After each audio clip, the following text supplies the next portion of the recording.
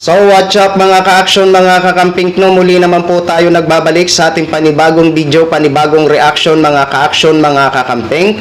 May gusto lang ho ako na i-share sa inyo itong napakagandang naging action ni Mr. President Bongbong Marcos na kung saan dismayado naman o inggit na naman itong ating mga kababayan na mga DDS, na mga tulunggis. Oo, inggit na inggit. Hindi natin alam kung saan na balulugar si Mr. President Bongbong Marcos. 'Di ba? Nakakahiya kasi itong mga DDS na itong ginagawa ni Mr. President Bongbong Marcos ay napapakinabangan ng taong bayan, pero nakakainis lang na hindi nila matanggap. Kumbaga inggitira ho ito ng mga DDS ito. 'Di ba? Oo. O ito po mga ka-action, basahin po muna natin ito ha.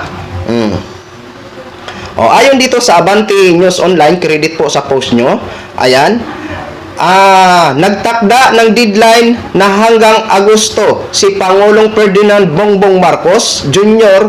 para buksan ang operasyon ng Marawi City Hospital. Ayun. Ayun dito sa picture sa baba.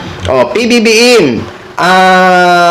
Tinaningan ang kontraktor ng Marawi Hospital. We are giving the contractors and all of the government agencies a deadline of August na mabuksang yung hospital para makapagserbisyo na sa taong bayan. Di ba napakaganda mga ka-action, mga kakamping? Di ba? Dahil yan ang isa sa mga dapat talaga din bigyan ng diin o pansin ng gobyerno.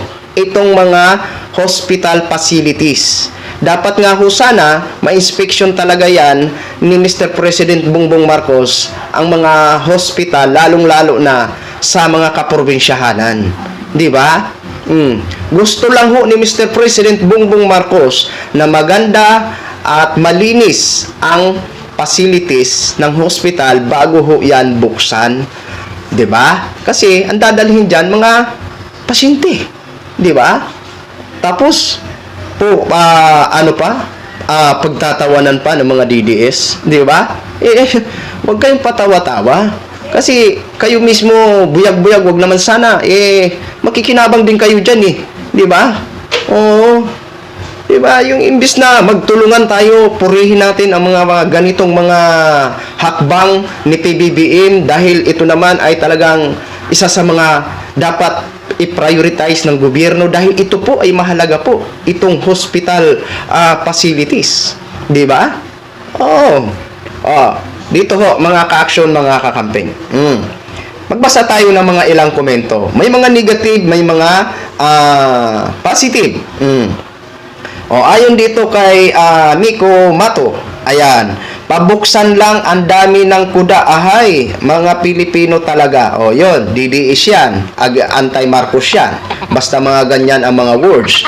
Sabi niya kasi, pabuksan lang ang dami ng kuda, ahay, mga Pilipino talaga. Kung hindi ba naman to, may tama ang pag-iisip. Di ba? Alangan ba naman, bakit? Sign language bang ginagamit ni Mr. President? Amang ba yan? Hindi naman amang yan. Siyempre, magsasalita yan. Di ba? Baka kasi hindi pa tapos ang nasabing kaya binibigyan ng ang mga kontraktor ng deadline para mabuksan sa August. Di ba?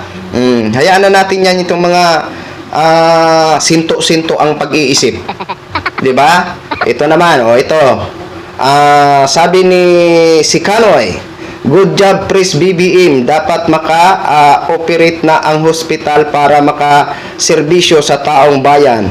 Baka naubos na ang budget, hindi pa natapos. Sabi ni di ba? Okay, yan mga komento, okay naman yan. Pero yung mga balingag talaga mag-isip, yan dapat ang ginagawa para sa lahat, hindi para sa pangsarili lamang. Para bumango yung pangalan. Ayan, na kahit mabaho na, pilit pa din pinababango. Courtesy call of Dutae. Sabi ni Vincent Jean.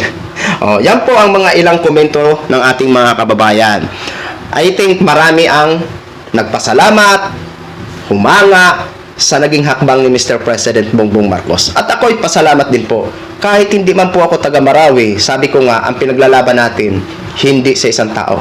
In general po ito. Ano man ang gagawin ni Mr. President ng mga programa kahit sa ibang lugar, kahit hindi man sa aming lugar, at nakikinabang ang taong bayan, ang ating mga kababayan, maging DDS ka man, ako po'y nagpapasalamat. Di ba? Dahil ito po ang isa talaga sa mga dapat solusyonan itong mga hospital facilities natin. At sana nga po din ang ating pangarap na sana ma-inspection ni Mr. President Bongbong Marcos ang mga government hospital, lalong-lalo na ho sa mga kaprobinsyahanan. Yun lang po. At maraming salamat din po sa patuloy na pagtatrabaho ng maganda para sa bayan ni Mr. President Bongbong Marcos. Mabuhay po tayong lahat ng mga Pilipino.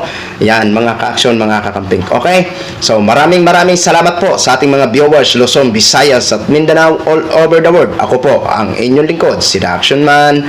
Have a good day, everyone. Beautiful.